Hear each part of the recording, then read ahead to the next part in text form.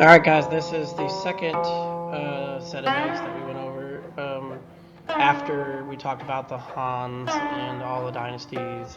We still have to go through the Tang and Song, which I'll get to in a second. Oh, well, actually, we already talked about it. This is the last part. It's the Mongols, so we're going to go through that real quick.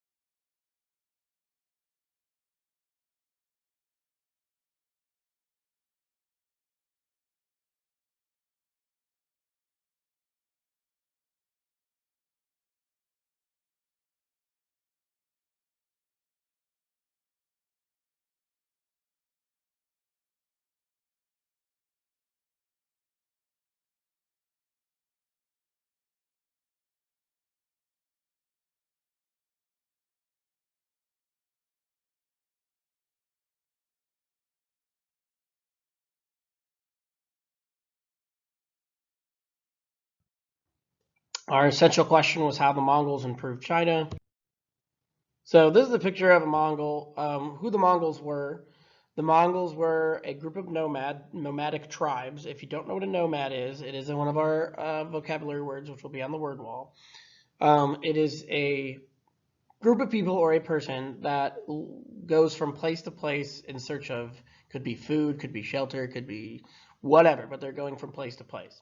In the beginning, they were all tribes and they were all fighting against each other and stuff like that. They lived in the plains of Asia, which is basically Mongolia at this point. They eventually, under one man named Genghis Khan, and we'll talk about in a second, were united.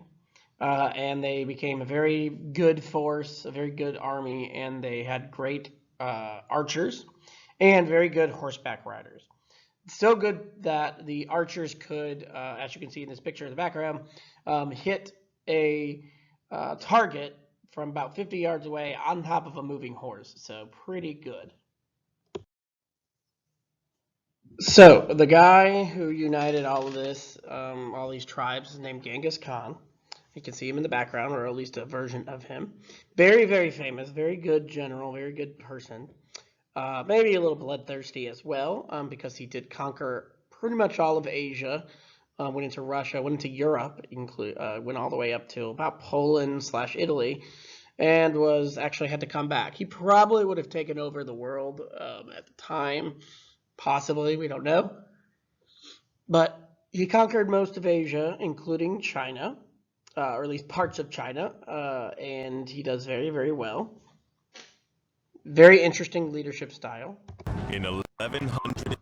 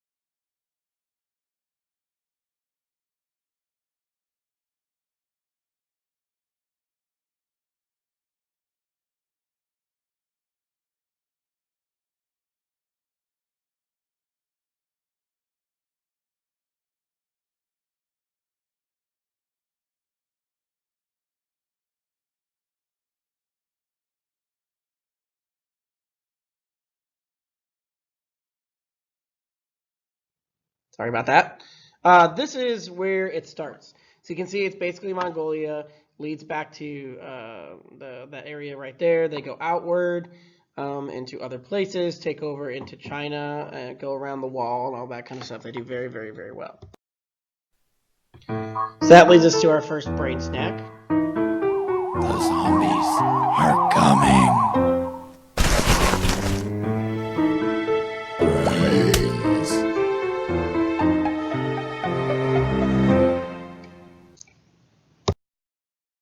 This is called Crystal Ball. And I give you a question. You have to determine what you think is the outcome. So Genghis Khan, like I said, very successful. Does very well. Takes over most of Asia. He creates unity amongst these tribes very well. So my question is, what do you think happened after the death of Genghis Khan? And a lot of people said some good answers, such as the whole empire collapsed, or nothing happened. So it was a lot of good answers.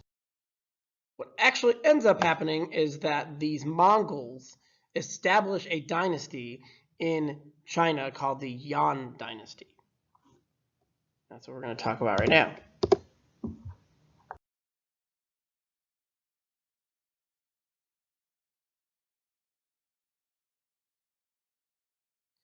During the Yan Dynasty, one of Genghis Khan's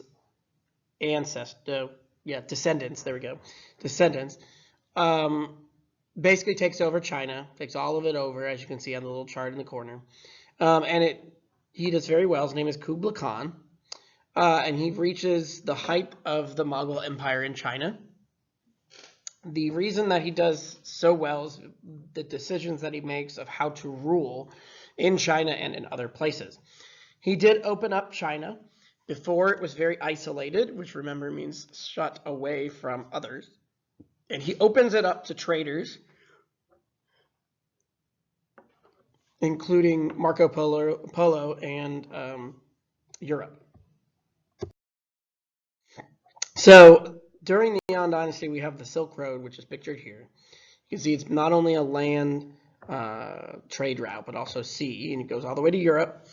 What he did, Kublai Khan, is he reopened the Silk Road to improve money and improve trade for China, which is very good because it led to Chinese ideas and inventions such as the compass and other things that allowed for better transportation and founding of the New World and all that kind of stuff in the revolution that we'll talk about later, which is called the Renaissance. It got all those ideas to other places, so it was good for them. Marco Polo is one of these traders that comes from Europe. He supposedly traveled on the Silk Road and spread the culture of Chinese and inventions. But there is question of if he actually did it. We did a whole investigation on if he did it or not. A lot of people said he probably didn't because he didn't talk about a lot of the stuff that he should have. He didn't have his name in the records, a lot of different things. But here's a video about him. Venice, one of the most romantic cities in all of your most romantic cities in all of you, unchanged from that moment, virtually unchanged from that when a son returned home after traveling from a son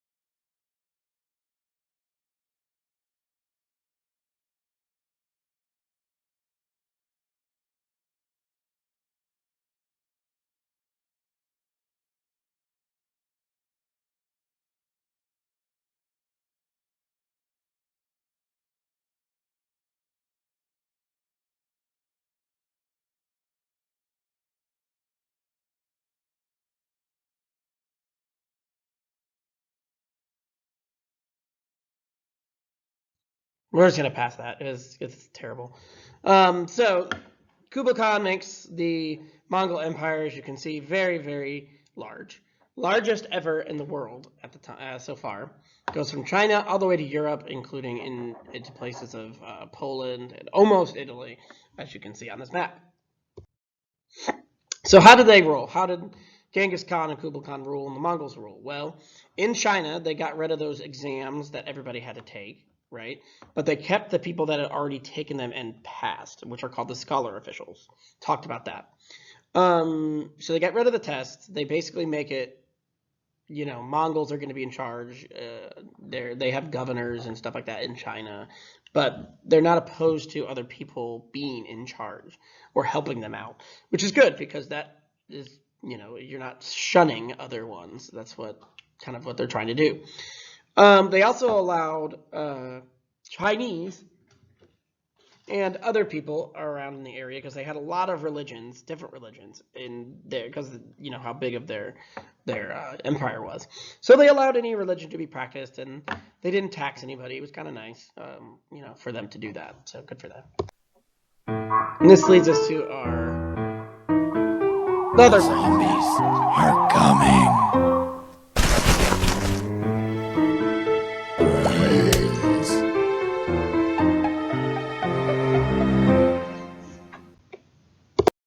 And this is four corners. I asked you a question, and you went to a corner and explained your answer once you got there. Here's the question. I asked which of these four things is the best thing that the Mongols did for China? Allowed any religion, gave no tests, gave them trade, or did they, or their laws that they kind of enacted? So, and a lot of people said trade or religion, because having a religion is really nice. We have that in the United States. You're allowed to practice whatever you want.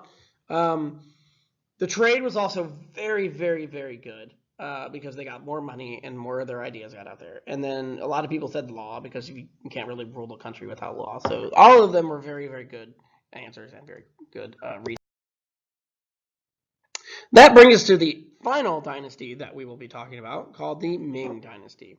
So eventually, the Mongols are attacked basically pushed out by the Chinese, and a new dynasty called the Ming Dynasty take over. They do a lot of good for China. Even though the Mongols did a lot of good for China, the Ming do also a lot of good things. This is the period of time where you get a lot of artwork, like if you know like Ming vases and Ming porcelain and artwork and nature and stuff like that. A lot of artwork comes out of this period, so it's very famous. One thing that they do in the Ming Dynasty is that they finished the Great Wall and they built a city called the Forbidden City. It was actually pictured on the last slide. They didn't do a whole lot more than that besides artwork and kind of building up the infrastructure and stuff like that. But they did finish the Great Wall, which was good. And they built this Forbidden City. Now, what this Forbidden City is basically a city for the emperor. Which, remember, China ruled by emperor, right? They didn't have, it's basically the king. And they didn't really have a feudal system. It was just he was in charge and made the laws and all that kind of stuff. But the Forbidden City was this palace, basically, for this emperor, and it was basically a city. He had like restaurants in there for him to eat at. They had meetings there, a lot of different stuff. Places for his family to live. It was called Forbidden because nobody could go in the city unless they had permission from this emperor or an emperor in order to come in. Nowadays, you can go in there as long as you have money, basically. They just want you to have pay to get in. So it's very cool. The last thing that happens during the Ming Dynasty is a guy named Zheng He, or Zheng Ha, actually, is how it's pronounced. He travels, and they have this compass, and they do a lot of good transportation, and he's one that builds like a new sail for a boat, and he is able to travel very far out of China, as you can see by the map behind him. He goes to Africa, he goes to the Middle East. Doesn't make it to Europe. It goes almost to Australia and does very well. So that's also another important point. And I guess I could show you.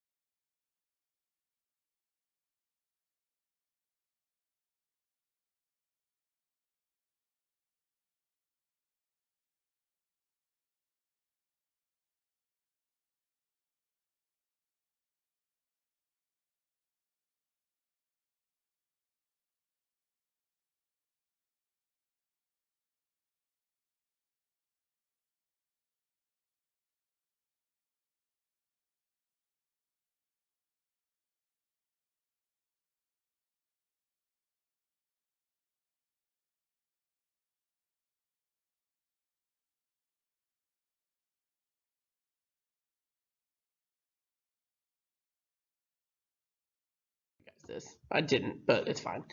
So then we did our 3, 2, 1 chart, and we did that, and that was it.